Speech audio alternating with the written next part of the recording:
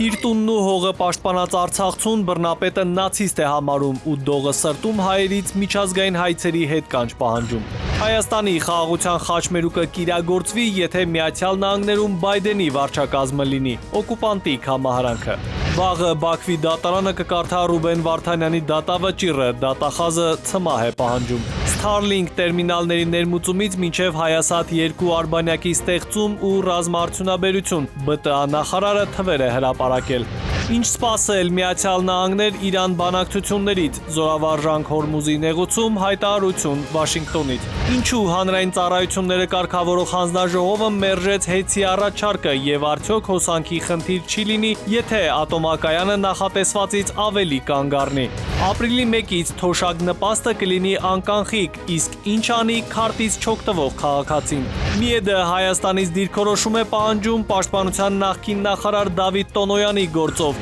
եւ չստել, չհայոյել, կենթանական սնունդ չուտել, մեծ պահքը կտևի 48 օր։ Բարի երեկո արգել հեռուստադիտող, օրվա գլխավոր ժամն է, կարևորի մասին ես Հայկ Նավասարյանն եմ։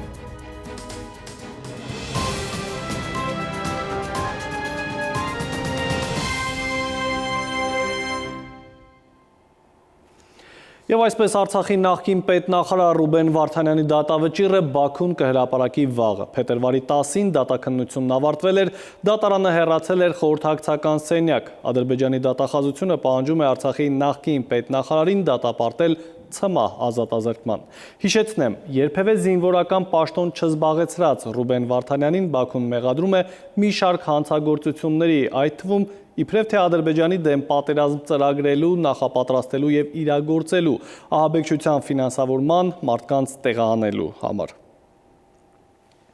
Աշխարհի աչքից հեռու առանց փաստաբանի միջազգային լրատվամիջոցների Բաքուն իր հնարած օրենքներով է վճռում տասնյակ բանտարկված հայերի ճակատագիրը իրավական գործընթացը տեղափոխելով քաղաքական հաշվեհարդարի դաշտ։ Այս կերպ Բաքվի բռնապետը փաստորեն ուղիղ տեքստով ասում է. Արցախի ռազմաքաղաքական ղեկավարներին ներում բեկում չկա, եւ որ ամենասարսափելին է, անմարդկային գնահատականը, երբ իր հողը պահած հային թշնամին համեմատում են նացիստների հետ, որոնք մարդկության դեմ հանցագործություններ են կատարել։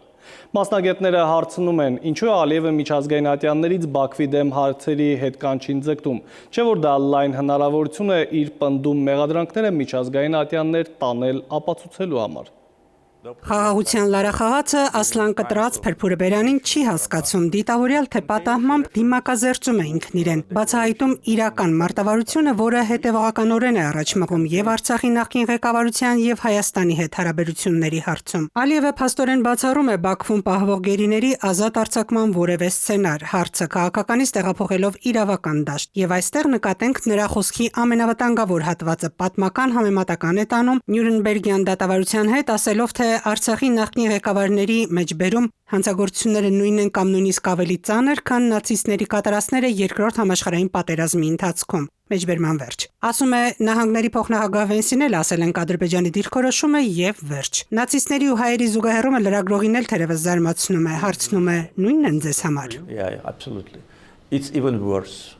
Այո, անկասկած, ավելի վատ է, ավելի վատ։ Նրանց հանցագործությունները նույնիսկ ավելի վատ էին, քան նացիստների կողմից երկրորդ համաշխարհային պատերազմի ժամանակ արվածը։ Ալիևի այս պատասխանն ըստ էության խոսում է այն մասին, որ Վենսի հետ ոչ թե քննարկում է եղել կամ միջնորդության հարց է առաջ եկել, այլ ինքը վերջնական դիրքորոշում է հայտնել, որը վերանայման ենթակա չէ։ Միջազգային լսարանն է Ալիևի քաղաքական այս ուղերձի հասցեատերը։ Նյուրնբերգը փոխհամաձայնեցված միջազգային տրիբունալ էր անկախ դատական կազմով։ Բաքվի դատարան կոչվածում ոչ անկախ փաստաբան կա, ոչ իրավապաշտպան, ոչ միջազգային դիտորդ, փակ դռների հետևում կազմակերպված ֆարսն էլ նկարահանում, գրում են միայն պետական քարոզչամեքենայի սպասարկուները։ Ու այսպիսով Ալիևը փորձարկումներ է անում ակնհայտ քաղաքական հաշվեհարդարը որպես միջազգային արդարադատություն ներկայացնելու։ Այստեղ նա քողարկում է շրջանցում թեման, թե ինչու է հայերից պահանջում միջազգային ատյաններից Բաքվի դեմ հայցերը հետ կանչել։ Եթե Ադրբեջանը ունենար փաստական հենք, ապա Ադրբեջանի համար շատ շահավետ կլիներ գնալ միջազգային դատարաններ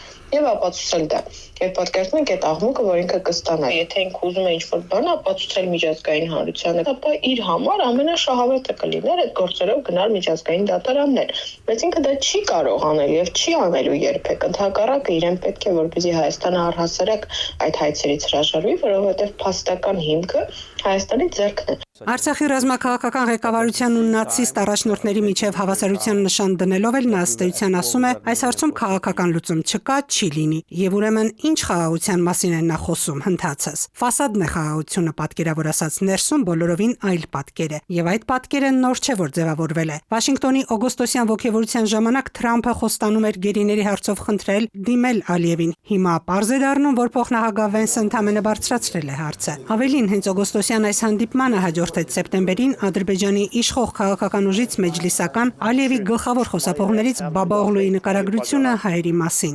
Ադրբեջանցին բառացի ասած, մեր հասարակական կարծիքը պետք է այսօր, վաղը եւ նույնիսկ 100 տարի անց էլ ունենա հստակ պատկերացում, թե ովքեր են հայերը։ Մենք պետք է մոռանանք, որ եթե թեկուզ մի փոքր վստահություն ցուցաբերենք հայերի նկատմամբ, այդ վստահությունը հետագայում կարող է վերածվել մեր մեջքին խրված դանակի։ Ադրբեջանի նախագահը ասել է, որ մենք կարող ենք խաղաղության պայմանագիր կնքել հայերի հետ եւ կարող է խաղաղություն լինել, սակայն մենք պետք է չմոռանանք մեր դեմ կատարված հանցագործությունների մասին։ Հետևաբար կարծում եմ, որ յուրաքանչյուր ադրբեջանցի մշտապես պետք է մտածի այն մասին, որ յուրաքանչյուր հայ պոտենցիալ ահաբեկիչ է եւ անպայման պետք է հաշվի առնի այս գործոնը հայերի հետ իր վարքագծում կամ անվտանգության հարցերի վերաբերյալ իր մտքերում։ Ահա, այսպիսի խաղաղասերների հետ գործ ունենք։ Մեզ նացիստ է անվանում մի ղեկավար, ով արդեն 2 տասնամյակ զբաղված է քնածային կացնահարած Ռամիլ Սաֆարովի հերոսացմամբ։ Պատերազմ սանձազերծած, անտառներում հայ զինվորներին ֆոսֆորով վառած, ծննդատուն գնդակոծած, հայ կանանց անդամահատած ու իր գազանությունը տեսանկարահանած ռազմական հանցագործը Նյուրնբերգի անունն է հիմա հիշատակում ու հրեշտակ ձևանում։ Սիրալի Շմուրադյան, ժամը լրատվական։ Հայաստանի առաջարկած խաղաղության խաչմերուկին Ադրբեջանում լուրջ չեն վերաբերում։ Ավելին, Ալիևը ասում է, թե այն հնարավոր կլինի կյանքի կոչել, եթե Միացյալ Նահանգներում իշխանության լինեն նախկինները, քանի որ Բայդենի վարչակազմի ժամանակ է այն շրջանառվել։ Վերլուծաբանների կարծիքով սա նշանակում է, որ Ալիևը ոչ թե տևական խաղաղության հարաբերությունների կարգավորման է ձգտում, այլ իր պլանները կապում է վարչակազմի հետ, այսինքն, եթե այն փոխվի, կփոխի նաև իր միտքը։ Բեղերի արանքով, քամահարանքով ու քմծիծաղով է Ալիևը պատասխանում հարցին, թե ինչպես է նա վերաբերվում Հայաստանի վարչապետի շրջանառության մեջ դրած խաղաղության խաչմերուկ նախագծին։ Սա Հայաստանի իշխանության պատկերացրած խաղաղության օրակարգի մի մասն է, որով նախատեսվում է Հայաստանի, Թուրքիայի, Ադրբեջանի, Իրանի միջև կոմունիկացիաների զարգացում, ճանապարհների, երկաթուղիների, խողովակաշարերի, էլեկտրահաղորդման գծերի կառուցում, Կասպից ծովը միջերկրականին կապող ուղու վերագործարկում, ծոցը Սև ծովին միացնելու հնարավորություն։ Խաղաղության խաչմերուկի մասին Ալիևն իր պատկերացումն ունի։ So-called peace crossroad. Ինչ վերաբերում է այսպես կոչված խաղաղության խաչմերուկին, ինչպես գիտեք, երբ նախագահ Թրամփը վերադարձավ, նա գործարկեց թրիփը։ Ուստի երբ նախագահ Բայդենը վերադառնա, նա կվերսկսի ձեր խաղաղության խաչմերուկը։ Այլ կերպ ասած, Ալիևը խոստովանեց, որ խաղաղության խաչմերուկ գոյություն չունի բանակցային սեղանին, անկախ այն հանգամանքից, որ ԱՄՆ նախորդ վարչակազմը այդպիսի մի փաստաթուղթ է ստորագրել հայ-ամերիկյան ռազմավարական գործընկերության տեսքով։ Ըստ փորձագետների, Ալիևի նման խոսույթը հետաքրքրական էր նաև այն առումով, որ նա ցուցադրեց Ադրբեջանի իրական մտադրությունները, եւ սա չափազանց կարևոր է այն համատեքստում, երբ անընդհատ հայտարարվում է, թե Հարավային Կովկասում հաստատվել է երկարատև խաղաղության գործընթաց։ Չափազանց կարևոր արձանագրում էր այն իմաստով, որ Ադրբեջանը իր արտաքին քաղաքականությունը խաղաղության օրակարգի մասով նաև ինչ որտեղ պայմանավորում է այս կամ այն ադմինիստրացիայի հետ իր հարաբերություններով եւ իր ստանալիք շահերով։ Եվ պատահական չէ, որ թրիփը նա ուղիղ կապեց Թրամփի վարչակազմի հետ, իսկ Հայաստանի իշխանությունների կողմից այսպես ասպարեզ հանված, այսպես կոչված խաղաղության խաչմերուկը կապեց Բայդենյան վարչակազմի օրակարգի հետ։ Ըստ քաղաքագետների Ալիևի խոսույթից կարելի է ենթադրել նաև, որ Վաշինգտոնյան նախաստորագրված համաձայնագիրը ակտուալ է լինելու այնքան ժամանակ, քանի դեռ կա Միացյալ Նահանգների գործող վարչակազմի հետաքրքրությունը։ Հետագայում բնականաբար սա ազդակ է այն մասին, որ Ադրբեջանի շահերը եւ նպատակները կարող են կերպափոխման ենթարկվել եւ մենք կարող ենք տեսնել Հարավային Կովկասում բոլորովին այլ գործընթացներ եւ այլ դրամաբանություն, քան դա դրված է օգոստոսության համաձայնության մեջ։ Խաղաղության նախագիծն առաջացավ այն ժամանակ, երբ Ալիևը հայտարարեց, թե կբացի Սյունիքով անցնող այսպես կոչված Զանգեզուրի միջանցքը նաև ռազմական ուժի կիրառմամբ։ Հայաստանի իշխանություններն էլ ըստ փորձագետների փորձ արեցին գեղեցիկ փաթեթավորմամբ ներկայացնել խաղաղության խաչմերուկ նախագիծը, իբրև թե ամբողջական ապաշրջափակման գործընթաց։ Հայաստանի առաջարկած խաղաղության խաչմերուկ նախագիծը ըստ փորձագետների այսպես կոչված TRIP-ի մասշտաբային մակարդակն է, որը պետք է ձգվեր հյուսիսից հարավ, արևմուտքից արևելք, ինչը չէր բխում Ադրբեջանի շահերից։ Թե հանրային խոսույթի մակարդակում, թե միջազգային ցանկացած հարթակում, դա Ադրբեջանի կողմից քննարկման առարկա նույնիսկ չդարձավ։ Corridor going through Azerbaijan. Եվ Մյունխենյան քննարկման ընթացքում Ալիևը մի քանի անգամ շեշտեց, որ լինելու է միջանցք եւ որ այն անցնելու է Ադրբեջանով դեպի Հայաստան, Նախիջևան, Թուրքիա եւ հետո Եվրոպա։ Այսինքն Ալիևը բացառում է, որ երկաթուղին Նախիջևանից մտնելու է Երասխ, այնտեղից հասնելու է Ախուրիկ, Գյումրի եւ հետո Կարս։ ԵՄ հանձնակատար Մարտակոսը եւս հայտարարեց, որ Թուրքիան իրենց է դիմել Կարս-Նախիջևան երկաթգծի ֆիզիկական հնարավորությունը ուսումնասիրելու համար։ Եվրոպան այդ հարցում շահագրգռված է։ Ըստ փորձագետների, եթե այդ երկաթգիծը ավելի շուտ կառուցվի, քան բացվի հայ-թուրքական սահմանը, ապա հայկական երկաթուղին խաղից դուրս կմնա եւ կմնա միայն թուրք-ադրբեջանական ամերիկյան փաթեթավորմամբ TRIP-ի 42 կիլոմետրը։ Նաիրի Մուրադյան, ժամը լրատվական։ Ալիևի այս հայտարարություններին Հայաստանի իշխող խմբակցությունից այսպես են արձագանքում։ Չեն ուզում մեկնաբանել, այլ պնդում են, որ Հայաստանը ապաշրջափակվելու է, իսկ խաղաղության խաչմերուկի վերաբերյալ հայկական կողմը մի շարք կարևոր պայմանավորվածություններ է ձեռք բերել։ Ներդրումների վերաբերյալ էլ ստորագրված փաստաթղթեր կան։ Ես Ալիևի խոսքը որևէ կերպ չեմ ուզում գնահատեմ եւ հիմա ուրեմն մեկնաբանեմ։ Ես մեկնաբանում եմ մեր գործողություններն այն մասին են, որ Հայաստանի Հանրապետությունը ապաշրջափակվելու է եւ ըստ էության արդեն իսկ ապաշրջափակվում է եւ ապաշրջափակվել է որոշ չափով, հաշվի առնելով այն ուրեմն լոգիստիկ լուծումները, որ արդեն կան։ Այժմ այն մասին, ինչ ենք պատմելու թողարկման երկրորդ հատվածում։ Starlink տերմինալների ներմուծումից մինչև Հայասատ 2 արբանյակի ստեղծում ու ռազմաարդյունաբերություն, ԲՏԱ նախարարը թվեր է հրապարակել։ Ինչ սպասել Միացյալ Նահանգներ Իրան բանակցություններից, զորավարժանք Հորմուզի նեղուցում, հայտարարություն Վաշինգտոնից։ Ինչու հանրային ծառայությունները կարգավորող հանձնաժողովը մերժեց հեծի առաջարկը եւ արդյոք հոսանքի խնդիր չի լինի, եթե ատոմակայանը նախատեսվածից ավելի կանգ առնի։ Ապրիլի 1-ից թոշակ նպաստը կլինի անկանխիկ, իսկ ինչ անի քարտից չօգտվող քաղաքացին։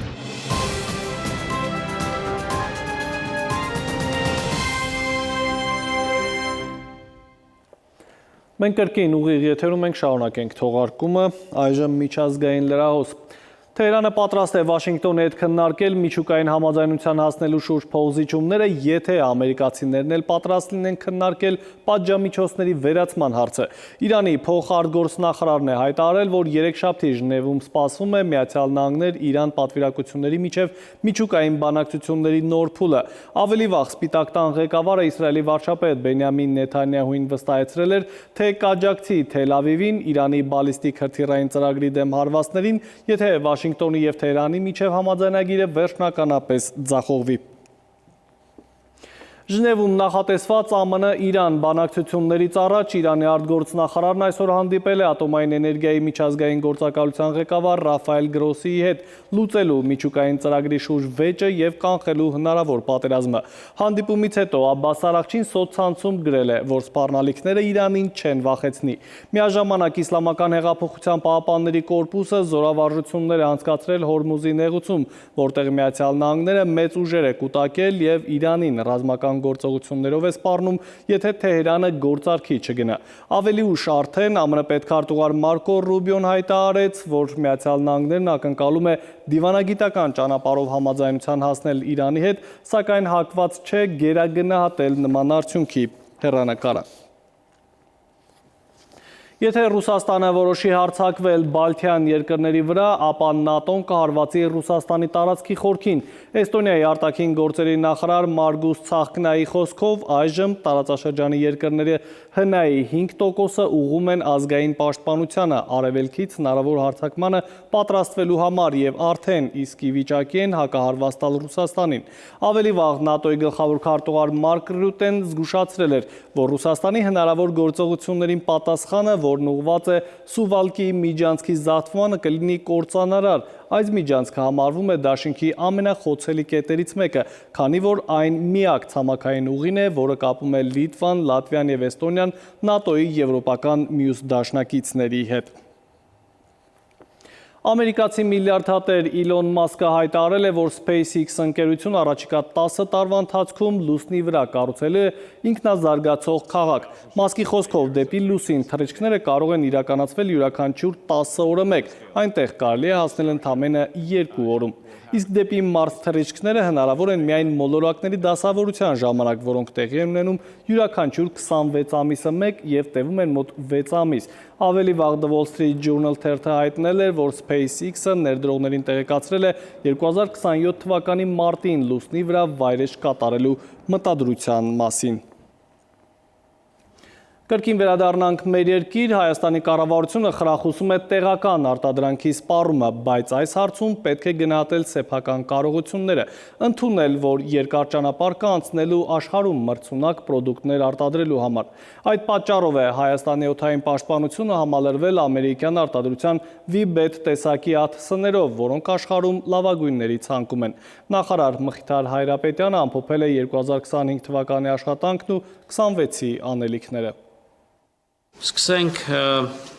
ռազմարտությունաբերության ոլորտից։ Ըմբռնում եւ համբերատարություն բարձր տեխնոլոգիական արդյունաբերության նախարարի ակնկալիքն է լրագրողներից նրանց հետ գերատեսչության նախորդ տարվա աշխատանքներն ամփոփելիս։ Մխիթար Հայրապետյանի ղեկավարած կառույցի պատասխանատվության ոլորտները բազմաթիվ են՝ ռազմարտությունաբերությունից կապ, տեղեկատվական տեխնոլոգիաներից հեռուստատեսություն, մի խոսքով երկրից տիեզերք։ Այս ճանապարհին նախարարի առաջին կանգառը ռազմարտությունաբերության վրա է։ Ըստ Հայրապետյանի, անցած 2025-ին այստեղ բովանդակային մի շարք կարևորագույն փոփոխություններ եղան։ Նոր տրամաբանություն ենք ներդրել տեխնոլոգիական պատրաստության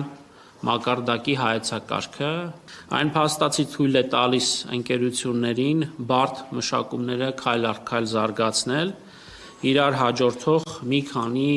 գիտահետազոտական աշխատանքներով եւ փորձարարական մշակումներով։ Բարձր տեխնոարդյունաբերության նախարարությունը նաև կոնցեպտուալ փոփոխության է ենթարկել մտավոր սեփականության վերաբերյալ պետության պատկերացումները։ Նախկինում պետֆինանսավորմամբ կատարված աշխատանքների մտավոր սեփականությունը բացառապես կառավարությանն էր, հիմա արդեն առաջնահերթ գիտական ընկերությանը, կարճ ասած նախ նրանը, ով գյուտն արել է։ Խնդիրներ էին ստեղծում գյուտարարների համար, այն ազատ մոնետիզացնելու համատեքստում արդեն մշակվել է նոր պայմանագրային իրավահարաբերություն,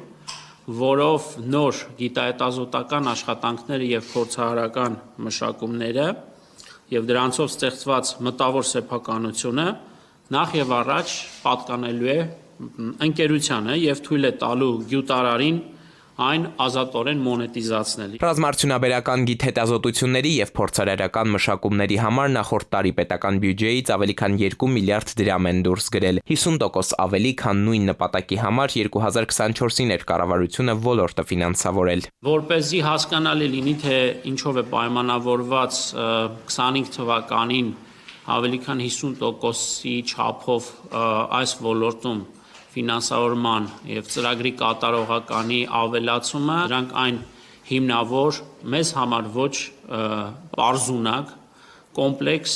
բովանդակային բարեփոխումներն էին, որը եկել եւ մեծացրել է այս ծրագրի գրավչությունը ռազմարտությունաբերական ընկերությունների համար։ Հայ-ամերիկյան գործակցությամբ մեր երկրում ստեղծվող AI արհեստական բանականության գործարանի մասին Մխիթար Հայրապետյանը տեղեկացնում է, ընկերությունը հողատարածքն արդեն գնել է, համայնքի հետ շինթույլտվության հարցերով են զբաղված, ավարտեն շինարարությունը կսկսեն։ Առաջին խմբականակը գրաֆիկական պրոցեսորների եւ սերվերային սարքավորումների կունենա արդեն իսկ 2 ամսից եւ անմիջապես կտեղադրի։ Սա նշանակում է, որ շատ շուտով այդ աշխատանքները կմեկնարկեն եւ նախատեսվում է արագ մի քանի ամսվա ընթացքում ամփոփել, որովհետեւ հայտարարվել է ի սկզբանե, որ անմիջապես ընկերությունը, եթե չեմ սխալվում, տարվա երկրորդ կիսամյակից սկսած իր ծառայությունները նախատեսում է մատուցել։ Երկրից տիեզերք եւ հիմա հակառակ ուղղությամբ կառավարության Armsat-1-ը երկնակամարում ավարտել է իր առաքելությունը, հետ դարձել մոլորակ։ Բարձր տեխնոլոգիական ոլորտի գլխավոր պատասխանատուն վստահեցնում է, կառավարությունը հիմա լրջորեն մտածում է նոր արբանյակ կամ նույնիսկ արբանյակներ ձեռք բերելու մասին, երկիրը հեռվից դիտարկելու համար, գուցե նաեւ լուսանկարելու հնարավորություն ունեցողը հետաքրքրի գործադիրին։ Էդվարդ Պողոսյան, ժամը լրատվական։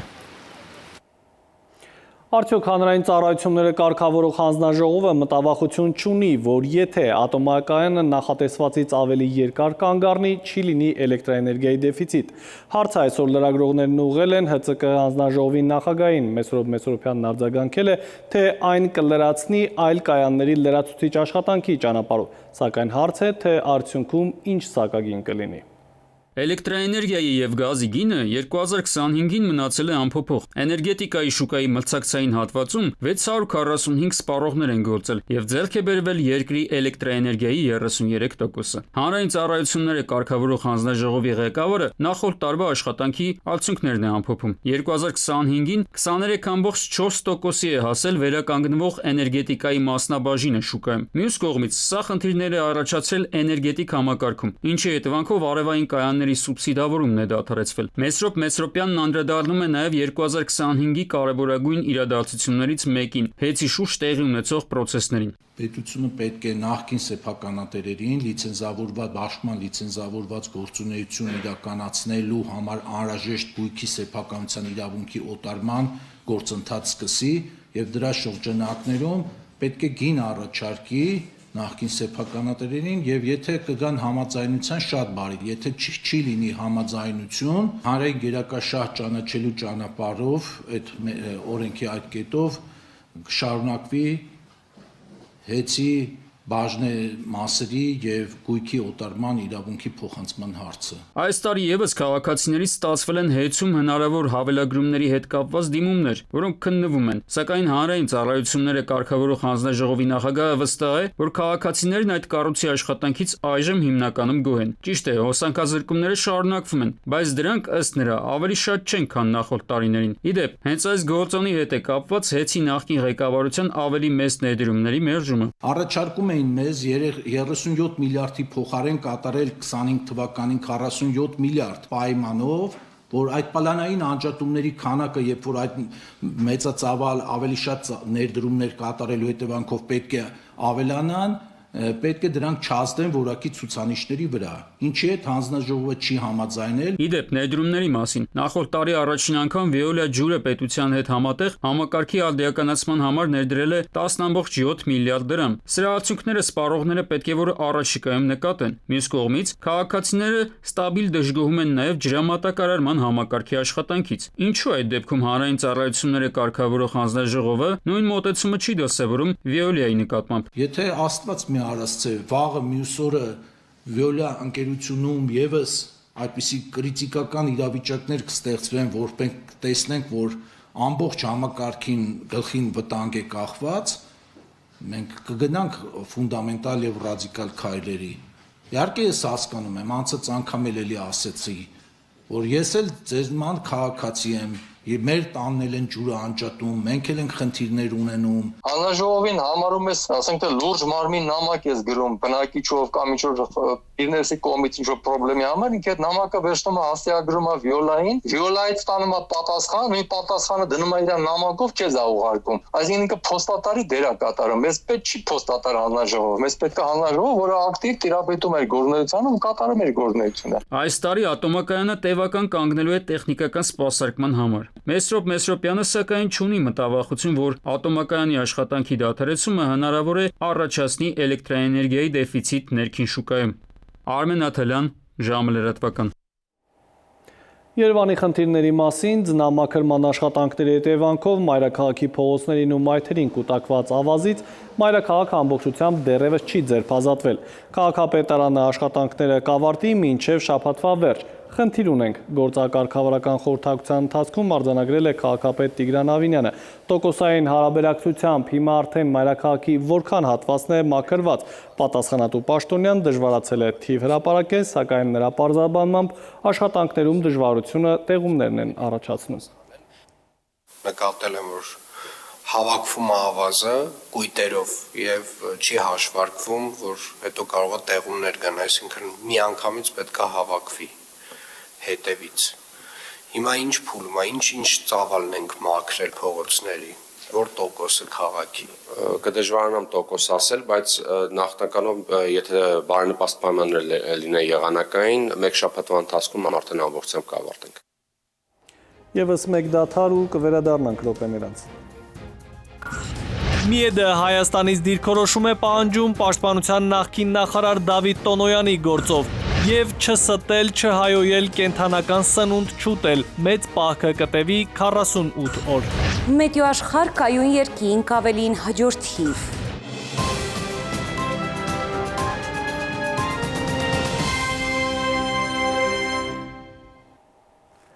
Մենք վերադարձանք, դուք դիտում եք ժամի գլխավոր թողարկումը։ Քաղաքացու թոշակ նպաստը փոստի աշխատողը էլ չի բաժանի, ապրիլի 1-ից գործընթացը ամբողջությամբ էլեկտրոնային կլինի, այսինքն քարտային տարբերակով։ Այս կերպ կառավարությունը նպատակ ունի պարզեցնել գործընթացը, նվազեցնել հերթերը, բայց ինչ անեն այն քաղաքացիները, որոնք օրինակ հենաշարժողական խնդիրներ ունեն կամ քարտից օգտվելու ձևը չգիտեն։ Ապրիլի 1-ից Հայաստանի ողջ տարածքում կենսաթոշակները եւ նպաստները վճարվելու են բացառապես անկանխիկ եղանակով։ Կառավարության որոշման համաձայն քաղաքացիները գումարը կստանան բանկային քարտերի միջոցով, նպատակ ունենալով բարձրացնել ֆինանսական թափանցիկությունը եւ նվազեցնել կանխիկ շրջանառությունը։ Համակարգից դուրս մնացին 75 տարին գերազանցած մեր կենսաթոշակառուները առաջին եւ երկրորդ խմբի հաշմանդամություն ունեցող անձիկ կամ ֆունկցիոնալության գնահատման համակարգի տերմիններով ասած ֆունկցիոնալության ծանր կամ խորը աստիճանի սահմանափակում ունեցող անձիկ։ Այսինքն ներկա այս փուլում այս 3 խումբ շահառուները եւս կվճարվեն անկանխիկ եղանակով, այսինքն բանկերի միջոցով։ Հույս ունեն, որ անկանխիկ եղանակը նաև կխթանի թվային ծառայությունների զարգացմանը։ Փոփոխությունը միաժամանակ չի ընդունվել։ Օրինակ, անանուն մնալ ցանկացող հաշմանդամություն ունեցող անձը ժամի հետ զրույցում ասաց. ապրում է մարզում, իր համար հաշմանդամության թոշակ ստանալը դառնալու է իսկական գլխացավանք։ Սկզբնական փուլում դժվար լինելու, ես անձամբ յուղից եւ նույնիսկ եթե քարտային չէր, տնողը սա գնացել ստացել պոստայում, այսինքն ես չեմ գնացել։ Էլի նույն սիստեմն է, էլի նես չի որ բանափոխվան։ Բայց ըստ այլ խնդիրը անխիկացնելու կամ համակարգը դեռևս թվայնացված չի, օրինակ տրանսպորտ թոշակառուն նորմալ գնա քաղաք պիտի բանով քարտով չի կարա վճարի ավտոբուսի կամ մարշրուտն փողը։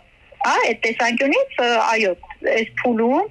մտածում եմ, որ պիտի կառուցվածքը բոլոր կառույցները պատրաստ լինեն։ Մասնագետների խոսքով հատկապես տարեց քաղաքացիների համար կարող են առաջանալ մի շարք խնդիրներ։ Նախ թվային գրագիտության պակասը։ Շատերը չեն օգտվում բանկոմատներից, չեն տարբերում քարտի PIN կոդը եւ հաճախ վախենում են սխալ գործարք կատարել։ Բացի այդ խնդիրներ կարող են առաջանալ մարզերում, օրինակ հեռավոր գյուղերում երբեմն բանկոմատներ կամ բանկային մասնաճյուղեր չկան։ Քաղաքացիները ստիպված են լինում մի քանի կիլոմետր ճանապարհ անցնել միայն գումարը կանխիկացնելու համար։ Տրանսպորտի ծախսը եւ ժամանակի կորուստը լրացուցիչ բեռ են հատկապես քիչ թոշակ ստացողների համար։ Սոցիոլոգները նշում են, որ անցումը պետք է ուղեկցվի իրազեկման լայնարշավով եւ աջակցվող ծրագրերով։ Հաշմանդամի քարտին տալիս ես ինչ անի, եթե ինքը օրինակ զրկված է ազատ շարժվելու հնարավորությունից։ Այսինքն դու ստեղծում ես ֆրոդի հնարավորություն։ Ինչ որ մեկը ով իր համար ասենք պատասխանատու է, պետք է գնա բանկամատից փող անի, ասենք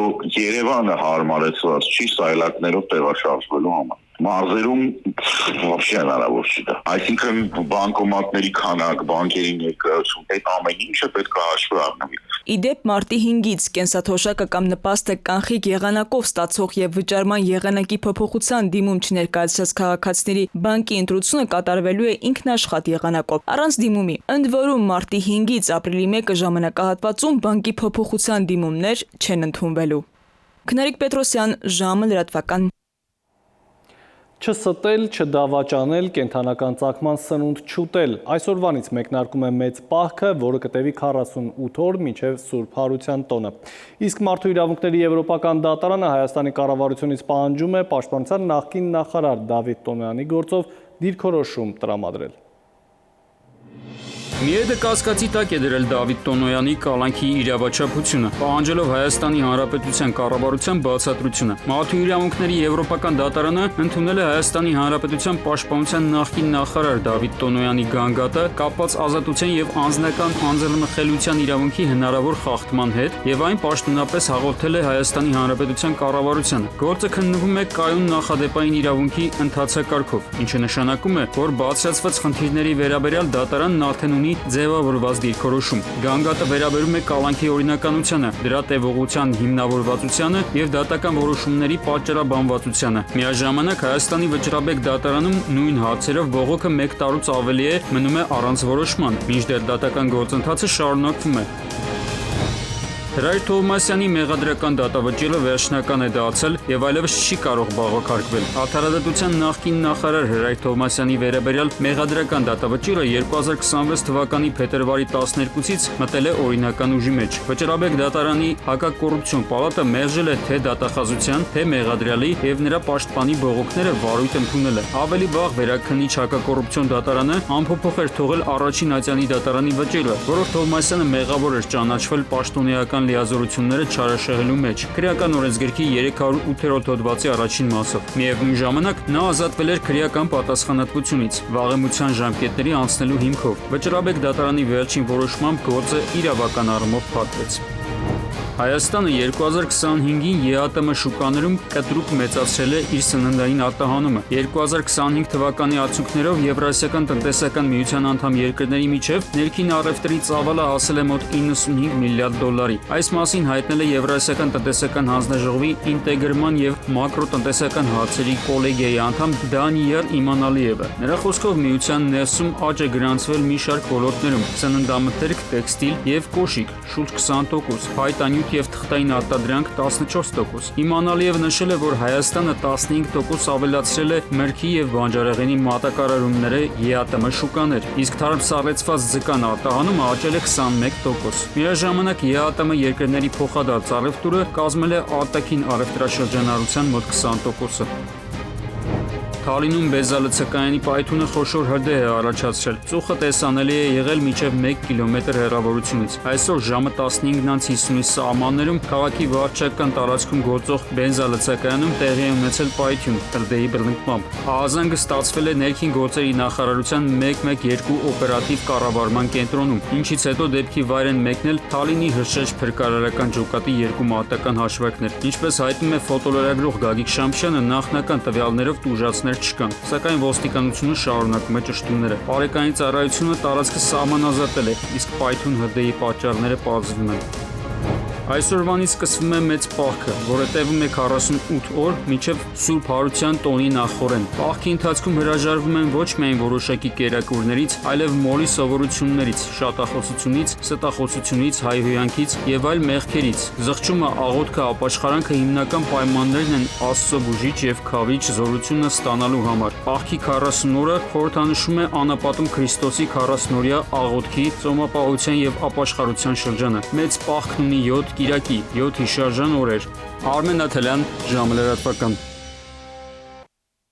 Այժմ եղանակի մասին, ինչ սպասել մայրաքաղաքում եւ հանրապետության մարզերում, ավելին կպատմի Լիլի Հովերը։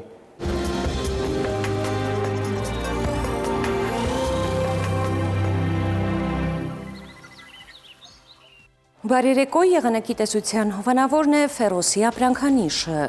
Իր հուսալիան վտանգ գերխնայող գազի կաթսաներով։ Դրանք պաշտոնապես ներկայացված են էքստերիեր խանութ սրահներում, Ֆերոսի եղանակ ստեղծող կաթսաներ, Մետեոաշխարհ նախ Հայաստան։ Մեր երկրի մեծ մասում նոր օրը կանցնի առանց տեղումների արևոտ երկնքով, ջերմաստիճանը կբարձրանա եւս 4-նիշ։ Վաղը ցերեկը Շիրակում, Կոտայքում, Գեղարքունիքում, Արագածոտնի եւ Վայոց-Ձորի լեռնային գոտիներում կդիտվի 4-ից 8 աստիճան տաքություն։ Վայոց-Ձորի եւ Արագածոտնի նախալեռներում սպասվում է 10-ից 16, Լոռիում 14-ից 17, Տավուշում 18-ից 22 աստիճան, Հարիրատում Արմավիրում կդիտվի 13-ից 16, Սյունիքի հովտային գոտիներում սպասվում է 19-ից 23, Սյունիքի նախալեռներում 15-ից 18 աստիճան։ Երևանում օրը կանցնի առանց տեղումների, այս գիշեր սպասվում է 2-ից 4, ցերեկը 13-ից 15, երեկոյան 6-ից 9 աստիճան։ Հարգելի հեռուստադիտող, այսքանով ավարտված է ժամի գլխավոր թողարկումը, խաղաղ գիշեր եմ մաղթում։